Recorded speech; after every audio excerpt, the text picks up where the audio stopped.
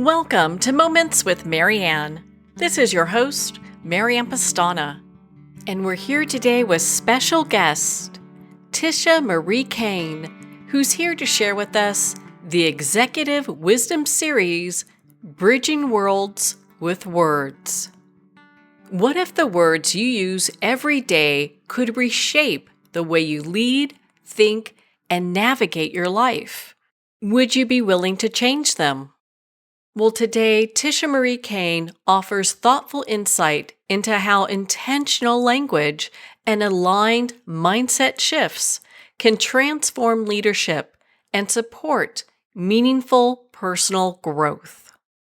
Tisha Marie Cain is an executive counsel, C-suite breakthrough mindset coach, clinical hypnotherapist, and multiple #1 best-selling international author and artist who helps people rewire their subconscious, release emotional weight, and transform their relationships with money, power, and self-worth. She works with a wide range of clients, including Fortune 500 executives and visionary leaders, guiding them through deep mindset work, subconscious healing, and unapologetic self-liberation. Tisha Marie Cain is highly sought after for her work in elevating executive mindsets with clarity, confidence, and strategic vision to convert opportunities into measurable advantages. So welcome to the show, Tisha Marie Cain. Hi, Marianne. Thank you for having me back. I'm so excited to be here. Oh my goodness, what an honor it is to have you here and to talk about this. I mean, the series has been so impactful. So, what does it mean to lead with both wisdom and clarity for today's top business leaders? I have been looking forward to this show and these questions, and I'm like so excited. And what's important to know about leading with wisdom and clarity? What's really, really important is that it means leading from the inside out, where decisions aren't fueled by your ego or old subconscious programming. I talk about that a lot, about the subconscious, but it's by grounded awareness and emotional regulation. Let me give you an example. One of my clients, he was a tech founder and he was running $1 million acquisition. And he used to make decisions from a place of stress and speed. And through hypnotherapy and subconscious integration, he learned to regulate his nervous system. And this is so, so important. I don't think we talk about this enough. But through that regulated nervous system, he was able to calm the mental noise and decode the emotional layers beneath his choices. And you know what? Suddenly he started seeing opportunities.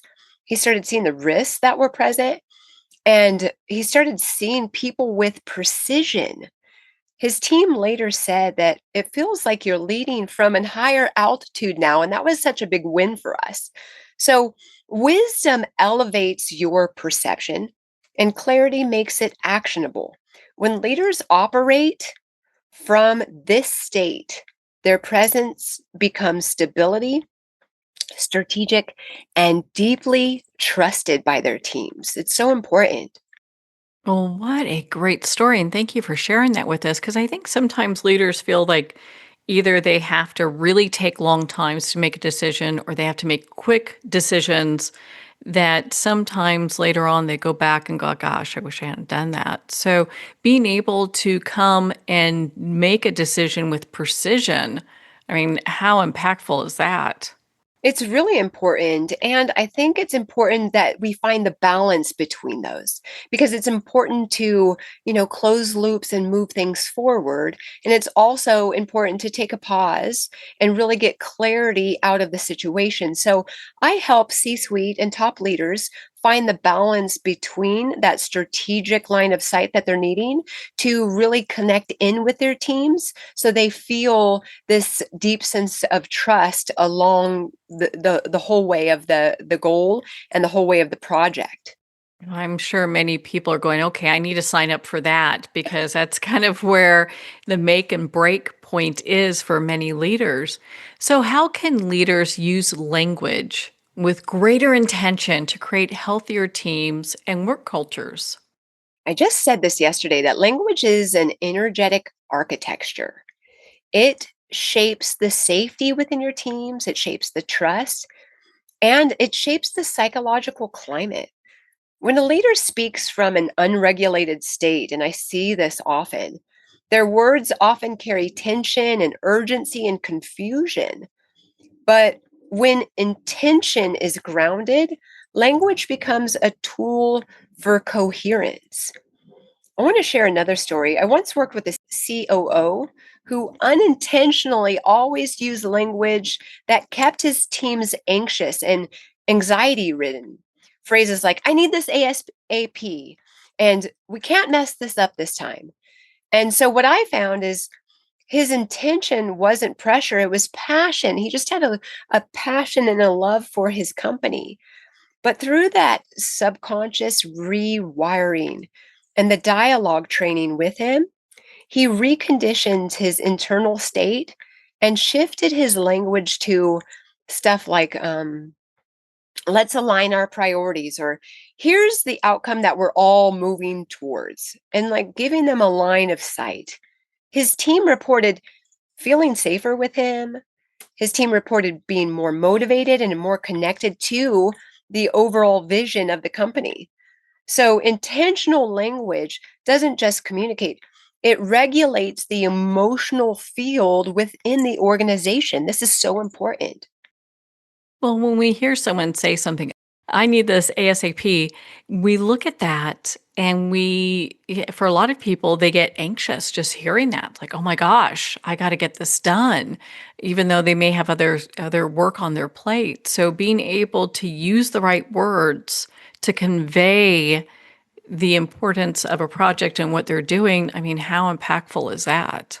Yeah, it just regulates the whole organization when we strategically use words to get people into action or move into that aligned priorities of the business.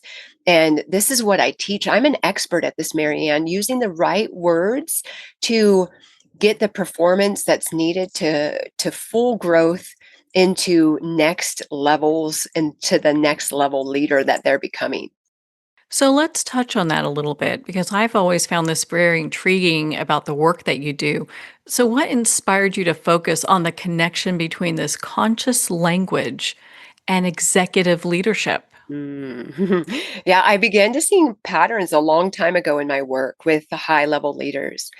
Their challenges were rarely intellectual. I work with the smartest people, Marianne, and most of the time they were emotional, they were subconscious, and they were identity based. And those deeper layers always revealed themselves through the language that they were using with me. A Fortune 500 VP once came to me because she felt stuck in her career. In her first session with me, she repeatedly said, I'm trying, I'm hoping, I'm pushing forward. And these words told me her subconscious identity was operating from effort instead of a real embodiment. After hypnotherapy and subconscious recalibration, she naturally shifted to I'm choosing, I'm creating, and now I'm leading. Her career accelerated rapidly by using the conscious language, not because she changed her strategy, but because she changed the language of her identity. And that was the turning point. And this is where we both realized that conscious language is the most important bridge between leadership and the subconscious mind.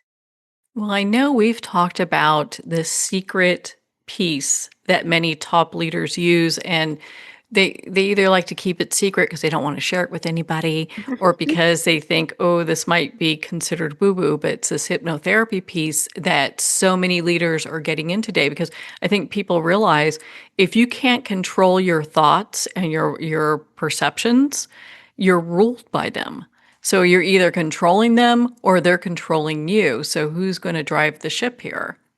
You are so right. And I teach leaders how to be extremely present and strategically place word by word in the sentence and take a pause and really identify how they want their language and their presence to be perceived across their cabinets, across their teams.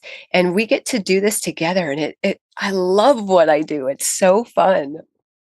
Yeah, it's such a great, just the work you do is so amazing. And I know you work with many A-listers because I've had a few of them reach out to me and C-suite leaders and top entrepreneurs. What helps them begin the process of returning to a more grounded, purpose-centered style of leadership? Mm. High achievers often drift from purpose because success pulls them into a constant output. They're always constantly needing to output. The return to grounded leadership begins when they reconnect with the subconscious patterns driving their behavior. And some of those are fear of failure, fear of being questioned, fear of slowing down. One of my clients, she was a serial entrepreneur. She lived in a state of constant performance, over and over and over performing. Her nervous system was trained to stay on. And through the trauma informed hypnotherapy that we used, she learned to shift into a grounded presence where silence and stillness and intuition became accessible again. So she later said, for the first time in years, I feel like I'm leading instead of performing. And that was a big win for me. Purpose doesn't return through thinking, it returns through regulating your subconscious mind and remembering who you are beneath all of the pressure. Because I understand, it's pressured times right now, having to perform, having to hustle, having to make those matrix and those KPIs and make sure that you balance out the P&Ls. But if you return to regulating your subconscious mind and being present, this is where it gets to be exquisite. And then we're really in control of how things turn up and how we perceive things around us. We really are. It really is a place of attunement and alignment and clarity. And once you get there, you protect it at all costs. Like you're like, okay, I'm finally here. I've made it. This feels calming. It feels nice. And so this now becomes your default once you get here. But it's that constant consistency, returning back to regulating your subconscious mind. And you do that enough, that becomes the baseline. So, how can leaders identify where their own communication patterns may be creating barriers? Because I think that that would really cause some problems. And how can hypnotherapy support them in uncovering and shifting those patterns? Most leaders don't realize their communication patterns are subconscious habits, and that shapes everything. Barriers show up. I've seen them show up like avoiding direct conversations, over explaining to avoid conflict. Sometimes they use vague language or speaking with urgency instead of intention. And hypnotherapy allows leaders to see why these patterns exist. I'll tell you a story. One CFO discovered in a session that her avoidance of tough conversations came from a childhood belief that if I speak up, I cause conflict, that I'm the cause of the problem. And once we rewire that belief through the power of hypnotherapy, her communication shifted naturally and she became direct and calm and clear. Um, Communication doesn't evolve through tools alone. It evolves when the subconscious mind is free from these outdated emotional patterns. In hypnotherapy, I use this to neutralize the major negative emotions. And then those old belief systems get unraveled, and then they can lead from a place of empowerment.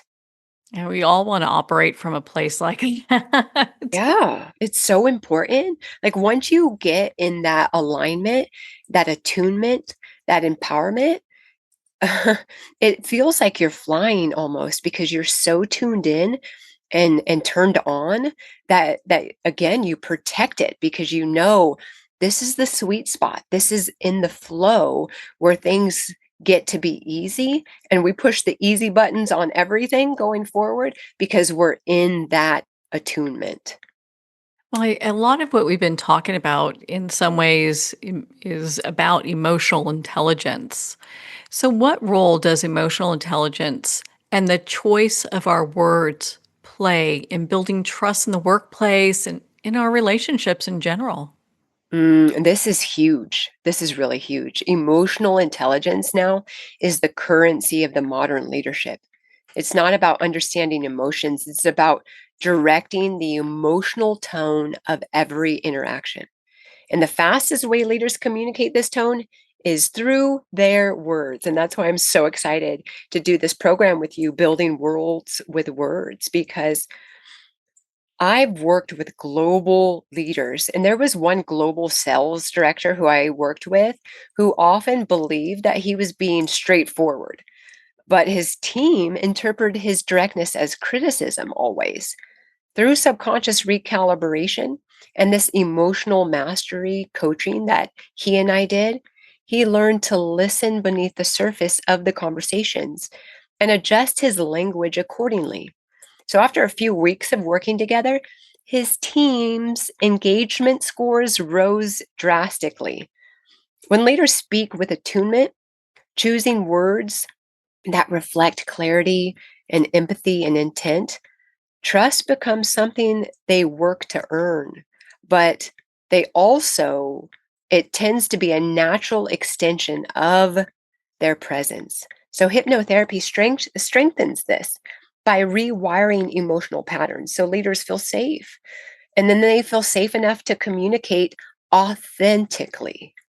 What a big piece that is. And so, with thinking of that, how can conscious language help leaders navigate high pressure or difficult conversations? Because a lot of times, a lot of what we learn may kind of fall by the wayside during those times. I was just talking about this morning. High pressure conversations don't require more force.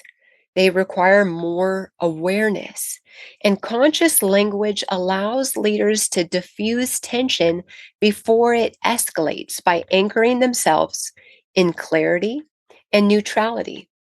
One of my CEOs, we worked to deliver news that was difficult about restructuring their community. And historically, he would enter these conversations bracing for conflict, which triggered defensive energy within his team and within the room.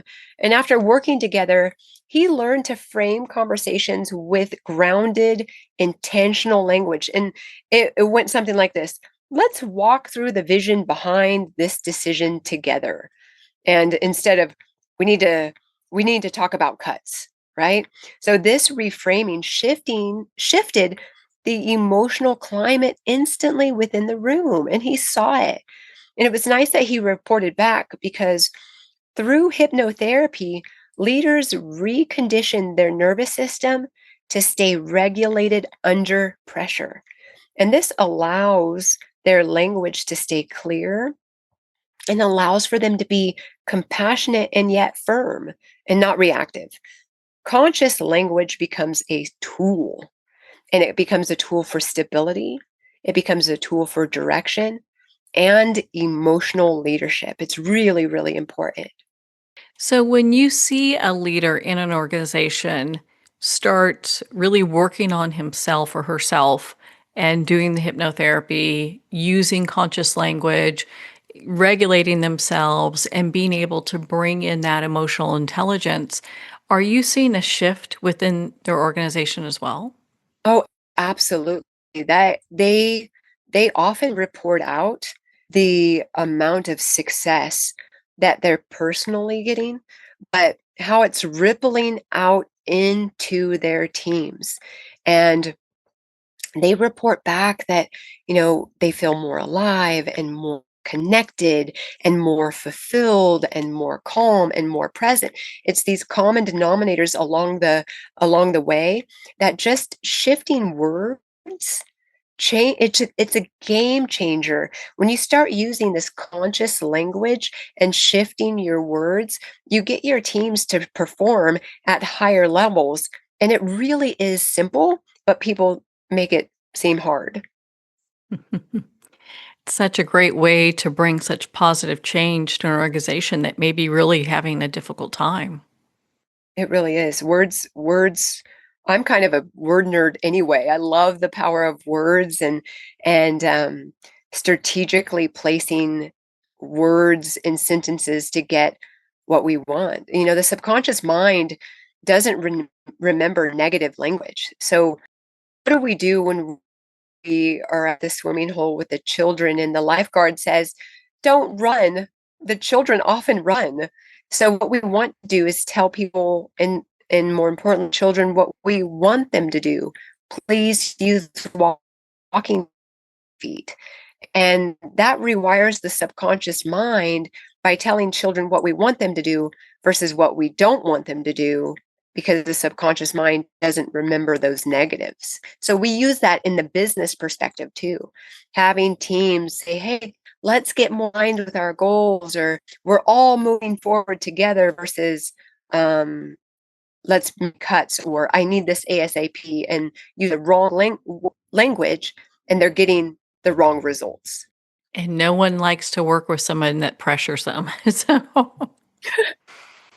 So true. I know you've worked with so many Fortune 500 leaders and level leaders.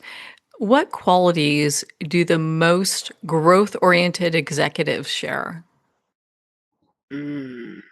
I think number one would be radical self awareness. They know when and where their bottlenecks are. Number two would be emotional maturity. They don't let their ego dictate their decisions. And three, the willingness to rewire the subconscious. They understand real transformation happens intentionally and internally. But what they most often need to evolve is the ability to receive feedback without defensiveness, the courage to release outdated identities. You know, some of these leaders are the fixer, the driver, and we get to have a deeper relationship with intuition and emotional resonance. One of my CEOs that I supported here recently used to say, I rely on logic, not feelings. But as soon as he became conscious that his subconscious needed work, he discovered that his suppressed emotional patterns were blocking his creativity and strategic vision. So once he allowed emotional intelligence into his leadership, his performance and his team synergy expanded dramatically. Is that the number one key thing that you see that leaders need to evolve?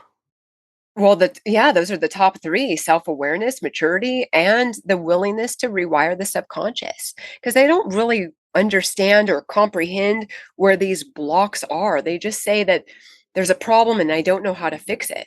And so what I do is come in here from an expert, laser focused vision and look at the language they're already using to begin with. And we just shift out and shift in the proper words to be able to expand. I had one CEO, yeah, she would say, I have to go to work tomorrow. That wouldn't work. And I'm like, no, you get to go to work.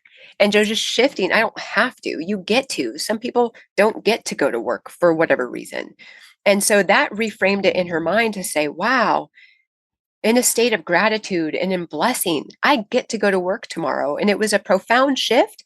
And it was a simple laser focus shift, but it really changed her life. I know we've talked about quite a few of these already, but what are some subtle communication habits that undermine a leader's authority or presence, and a lot of times without them even knowing about it? What comes to mind is I had a leader always say, does that make sense? So that using that filler reassurance, does that make sense? Or over apologizing or speaking too quickly or over explaining the decisions.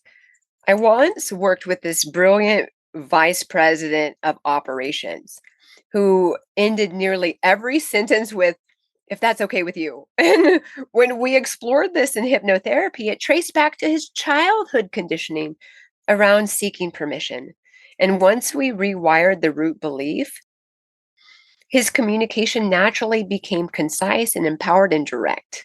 Authority isn't built through volume, it's built through energetic clarity. Conscious language, and this is what we're talking about today, conscious language helps leaders embody that clarity effortlessly. That's such a big piece. So, how can a leader become more aligned with their legacy values while guiding others through uncertainty? Yeah, and legacy is coming up huge these days. Legacy values are the principles you want to be remembered for, not just professionally, but energetically. Alignment begins when leaders stop performing leadership and start embodying it, like who they are being in the process. I remember during the pandemic, I worked with a founder whose company was undergoing massive disruption, and he kept saying, how do I keep the business together? How do I keep everything together through this? And when we shifted that question to how do I lead from my deepest values, his entire approach transformed. He became more transparent, more communicative, and human with his team. And as a result, the loyalty within his company strengthened, innovation increased, and the company survived the challenges during the pandemic that many competitors didn't at that time. And I have reason to believe it's because he started using conscious language and he was aligned with his legacy values. Everyone became the emotional anchor in the teams and in the business during that time to keep things regulated during times of uncertainty. So, what tools can leaders use to stay grounded and focused when facing rapid change? Grounded tools must work at the subconscious level because stress and burnout originate deep beneath the surface. I know this. The tools I use with executives, I have my radical breakthrough hypnotherapy protocol, and this rewires automatic stress responses. I often teach about a breath recalibration sequence, language reframing. I use NLP patterns, and this breaks the reactive loops in their minds. So there's a series of protocols that I use to help C suite executives get more grounded and more focused. One CFO once told me that these practices, especially my radical breakthrough hypnotherapy protocol, saved his leadership during a $300 million merger. And he said, for the first time in my career, I stayed grounded and present even when everything was shaking beneath his feet. And I was like, yes, that was such a big win. So stability isn't an external condition, it's an internal skill set. And this is what I teach. Well, you work with so many people in such deep and compelling ways, aside from the coaching that you do, the counseling that you do, but also the hypnotherapy is such a big piece. And I don't think people really understand what a game changer that is when they combine the two.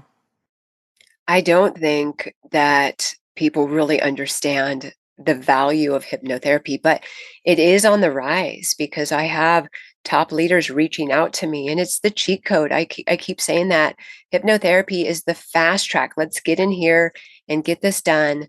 Let's understand and comprehend what the subconscious beliefs and programmings are running in the background, and let's switch them out for what is more aligned with their legacy values and goals and purposes. And so hypnotherapy is on the rise, and I'm so excited to be a steward of this modality and bring it into businesses across the globe because it's making profound change, and we're seeing the strategy and the matrices along the way that are showing that this is one of the top modalities that are being used. So, how can leaders strengthen their ability to listen in a way that transforms their relationships at work? Because I think listening is such a big piece. It really is a big piece. And I laugh because I always say I have more words than the Bible concordance. I'm a good talker and I know what I'm talking about, and I'm being called to listen more. And so what I've found in my studies lately is transformational listening is more than just hearing the words. It's hearing the energy and the emotion and the intention behind the words.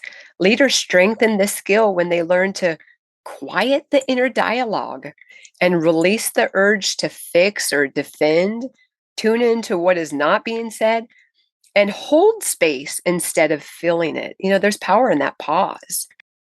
Do you feel that leaders sometimes are such in a rush to make decisions that they forget that power of the pause? Absolutely. And one of my clients, they were a marketing executive, transformed her entire leadership trajectory by mastering this deep listening and pausing and not having to want to fix it, just hearing her employees out. The team conflicts decreased, creativity soared within her business, and she built trust with her employees by just listening and holding space. I think that's just what a great place to work in if you can have a leader with that type of space that they're giving their employees. Absolutely. And this is where hypnotherapy also comes in. It helps leaders become present enough to listen without filtering everything through their past fears or their assumptions. When presence becomes the baseline, relationships naturally deepen. And so when you have someone that's at the top of of the chain in their business and they're really solid and grounded in the presence and holding space, and operating from a place of attunement and alignment, it really ripples out into the teams and into their corporations. That energetic attunement coming from the top. What is one powerful mindset shift that can help executives and just leaders? I mean, entrepreneurs, people who are running their own businesses, small business leaders, move from being a reactive leader to an intentional leader. Ooh, I think the shift is this: I don't respond to circumstances, I respond from my identity. Reactive leaders, they they operate from their nervous system. Intentional leaders operate from their values and their vision and their internal alignment. I have a healthcare executive I work with right now, and they would become reactive under pressure and snap at their team. And once we rewired his unconscious fear pattern, if I'm not in control, everything falls apart. He naturally shifted into being grounded intentionally. So he later said that leadership became easier once he stopped fighting himself. So intentional leadership is not willpower, it's subconscious alignment. I respond from my identity.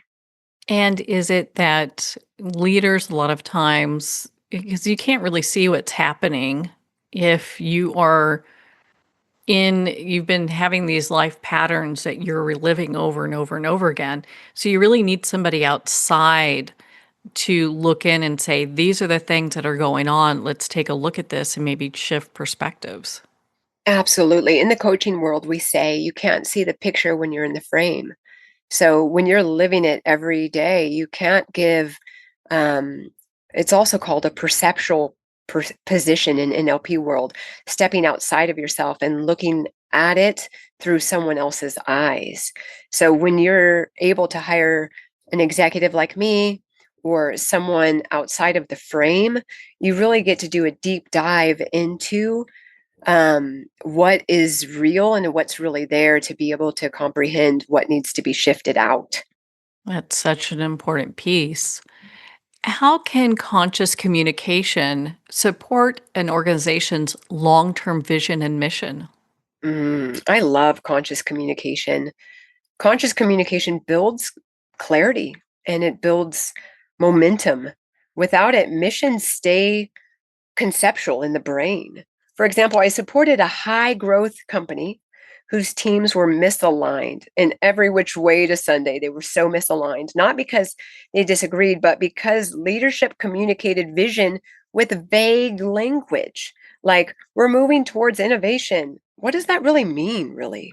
And so once we refine their communication to specific, emotionally resonated language, the entire company aligned around a common energetic frequency.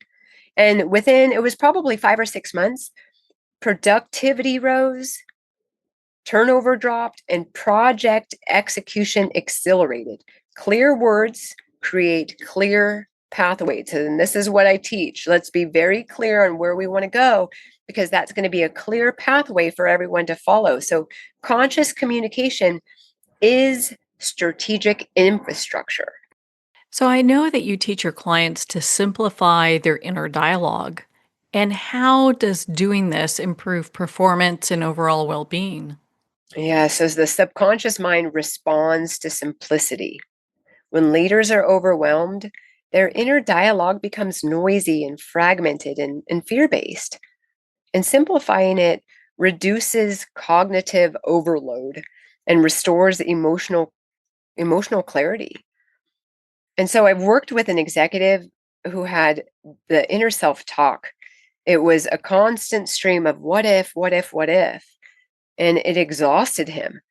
When we simplified his internal language to three grounding cues like breathe, choose, and lead. So those were his grounding cues: breathe, choose, and lead. His stress levels dropped instantly, and his decision accuracy improved dramatically. So, simplified inner language created a regulated internal environment where performance became effortless instead of him feeling drained all the time with the language of what if. Was that feeding into his inner dialogue of maybe worry and self doubt? Is that what that was coming from? Absolutely. To be more clear, it came from a fear based system that he anchored in when he was 3 years old. And so we went back and neutralized that fear with hypnotherapy. And once we did that, he didn't really use the language what if anymore. And it was profound to see, because when you first get someone, you can see all of the things that are holding them back and all the barriers that they can't see. And through the power of hypnotherapy, we unravel those. And I get to see how the language shifts and how the language moves in his line of sight and out of his line of sight to start creating worlds with the words that he wants to use. And I want to track this better, because I'm really seeing how things get shifted quickly with using the right words. That is just so empowering, coming to this place where you can make these shifts. And it's interesting how this gets locked in at such an early age. That is really interesting, and I've found through my work in hypnotherapy, the older the client, the longer the hypnotherapy session is, because we have to go back on the timeline and find out in their subconscious where they anchored it in. And sometimes it's when they're in their teens, and sometimes it's earlier. I had one client anchor in fear in the womb, and she could see herself in the womb. And it's so fascinating. And I love the work that I do because it transforms life. Just the awareness is the healing to help top leaders shift out and start building from a place of clarity once they have the awareness. It's so exquisite. As you're dealing with one major issue with somebody and that gets resolved in an appointment, let's say that they have something else that they need to do or deal with. How is that handled? Yes, I love it when we can. There are six major emotions: anger, sadness, fear, guilt, shame, not good enough. And when we go in together and strategically rewire the subconscious programming in their brain on these six major emotions, it really creates a launching pad for their life.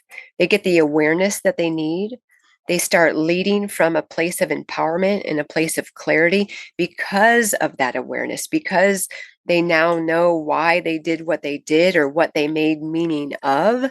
So the work that we continue to do together is so profound because they didn't have the awareness of the anchoring in of the major emotions in the subconscious brain before, and now they do. It sounds like it's really a journey. And for some people, while they get different layers of this removed, it could be like a lifelong journey because maybe something else shows up later down the road. It typically does, yes. If we neutralize anger, typically sadness creeps in. And Adler talks about this on the Gestalt theory. And we have Gestalts for all of our major emotions. And sometimes when we neutralize one, the other one becomes more present. So we just get to work together exclusively to go in and see what becomes present as they work through their leadership styles and they step into their next level leader and they become more embodied and more regulated. Anything that shows up, we can simply go in, neutralize that, clear out the barriers and the blocks, and just keep them moving forward. Well, I know that you're an expert mediator, a coach, hypnotherapist. I mean, you work with people at very high levels. So, what are some of the early signs that you see that a leader is out of alignment with their purpose or direction? Well, this week alone, it was chronic frustration, it was loss of creativity, constant overthinking. And when leaders feel misaligned, the fastest shift happens when they reconnect with subconscious truth. And this is the fastest shift. One of my clients, they're a luxury brand CEO. She realized she no longer resonated with the identity that she had built. And through hypnotherapy, she reconnected with her deeper calling. And within months, she launched a new division that reignited her passion and doubled her revenue. So alignment creates expansion and misalignment creates resistance. So the more you're in alignment, the more expansion happens. And I see this in my own life. The more aligned I am with my highest joy and my highest bliss, the more expansion happens in my life. And I teach these tools to these top level leaders so they can just be in their channel and be in their alignment and their highest passion, and they shift out of resistance and into expansion. What a beautiful place to be in to be able to see that take place. And especially when they can make a shift like that and things change so dramatically. I just feel so excited for them because they've shown up to do the work. And this work isn't for everyone. I mean, it's hard work to be able to go in and see what has been blocking them and being willing to say, okay, hey, I need a little extra support outside of myself, and can you help me?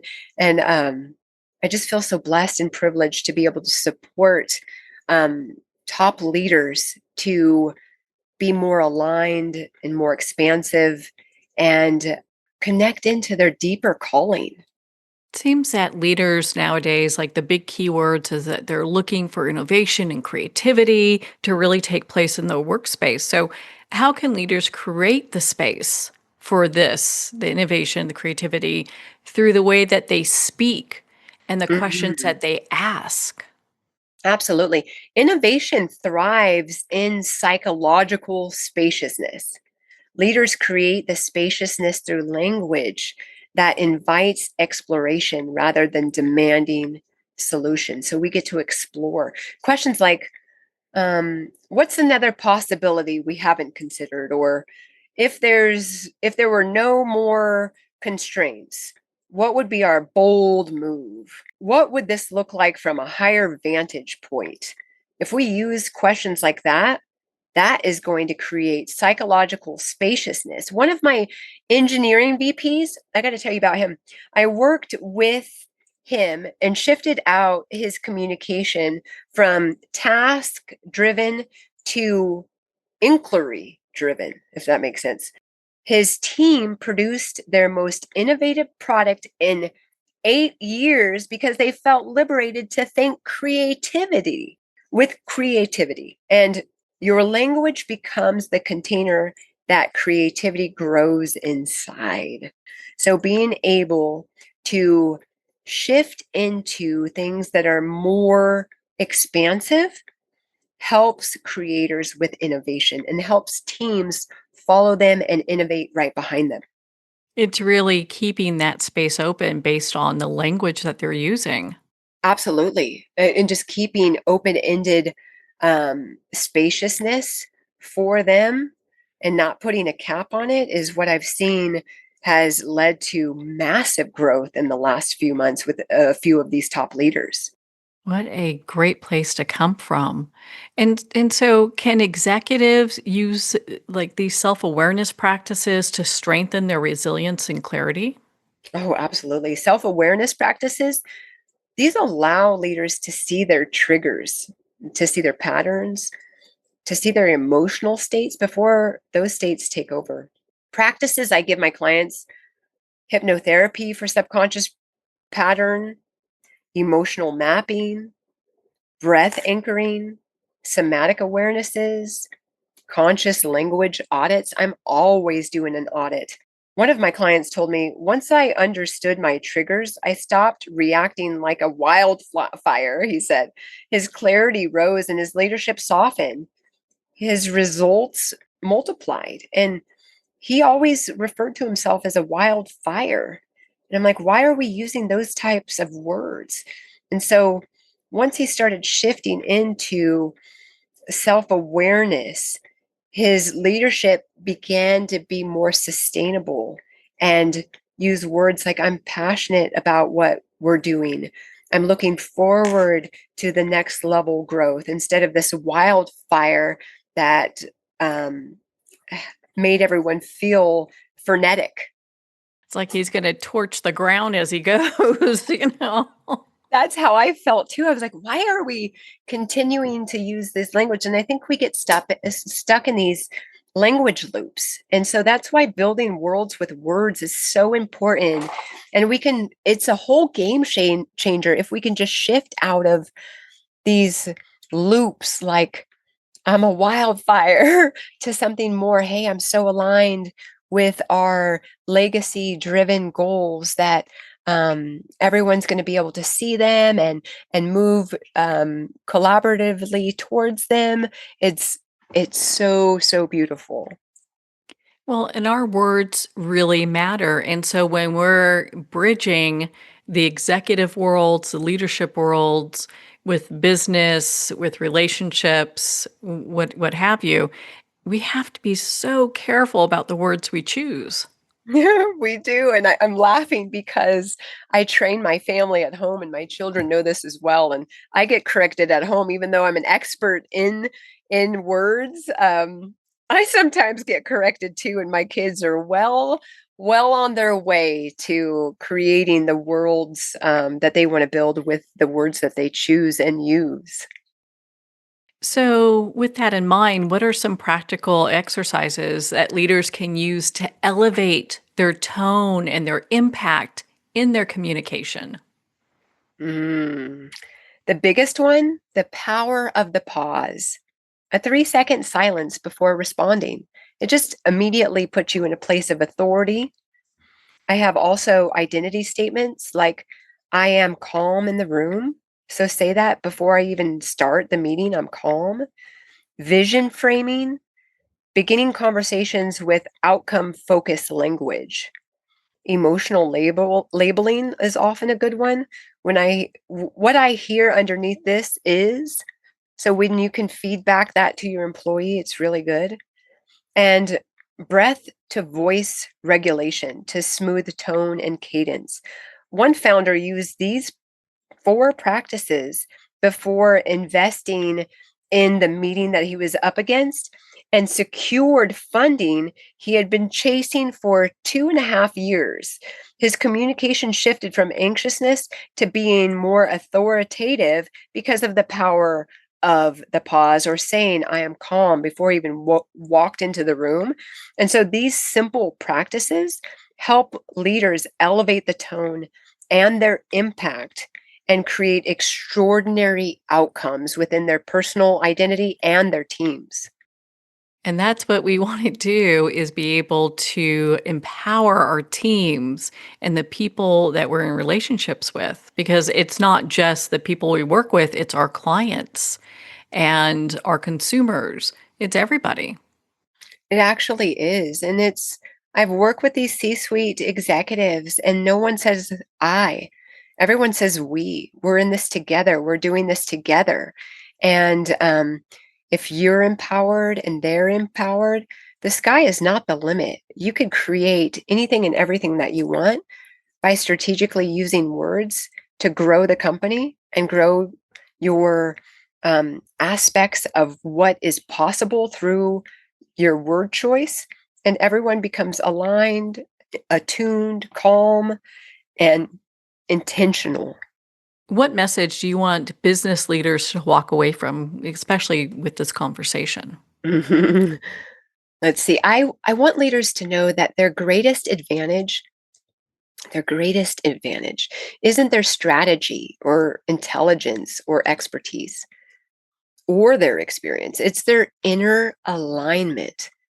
When the subconscious is clear, when language is intentional, and when presence is grounded, leadership becomes a force that transforms everything it touches. Your inner world is the blueprint for your outer results. And when you learn to master it, you don't just lead, but you lead differently. And this is what I want top leaders to know. Now, do people have to be there in order to do a hypnotherapy session with you? Because I know you work with people all over the world. Right. I am a global executive, so we can do this via Zoom, and energy transcends through these devices, which is so great. And I'm finding better results sometimes when someone is comfortable on their sofa and laying down with their own blanket and their own space.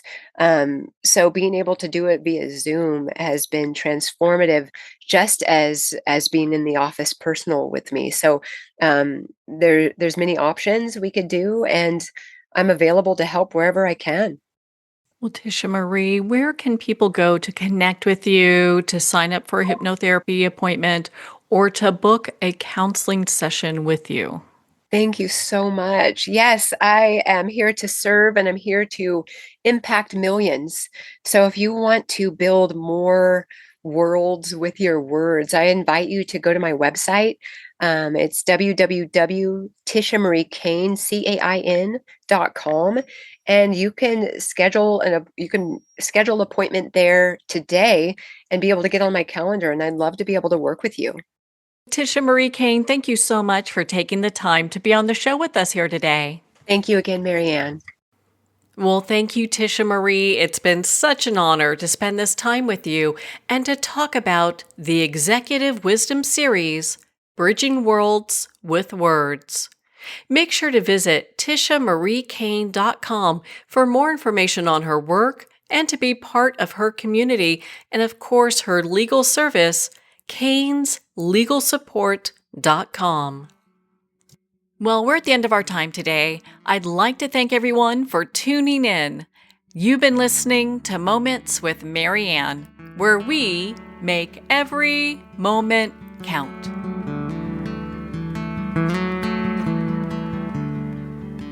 In a single moment, your life can change. Moments with Marianne is a transformative hour that covers an endless array of topics with the best of the best. Her guests are leaders in their fields, ranging from inspirational authors, top industry leaders, and business and spiritual entrepreneurs. Each guest is gifted and a true visionary, a recognized leader in her own work, and while teaching others to develop, refocus, and grow, Marianne will bring the best guest and sometimes a special surprise. Don't miss this. You never know just which moment will change your life forever. Make sure to tune in and visit momentswithmarianne.com for more information.